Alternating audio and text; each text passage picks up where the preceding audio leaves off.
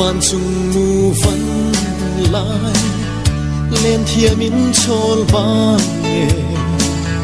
ki ro isu ngai lung lên ka bang thei lo tua tir di lo ma la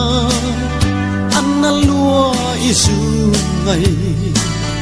luai thinu lin tlai tla kathir liam le tri sak mel tom lo kar hi o rei thin lua e lai tua le ka suam lo oi tel lo chuan mo zaleng ten lung di ne lim ten lai tual mo ye kei ero lung durin siang kaloi le tri sai kin bia nem te pon o ka shil seng lo nge eng tika tong le ni lo her chuak le ang mo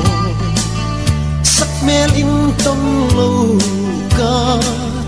biak lai chon rem ma zong thai koi bia thu ta in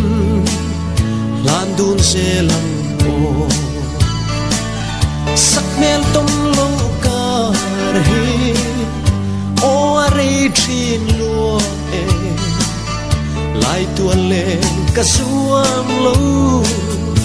oi tel lo chuan mo zaleng ten lung di ne lim ten lai tual mo ye kei ero lung nurin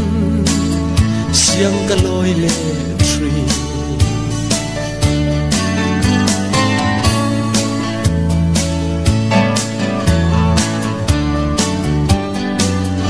para vel ma ka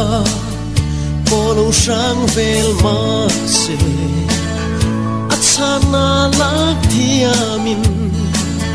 nen ten tuar du ni la lung tu lo bia sai re ka thiam lo nang pon e if mangai na du on min lan mai ro sak mel tom lo kar hi o rei thin lua e lai tua le ka suam lo oi tel lo chuan mo zaleng ten lung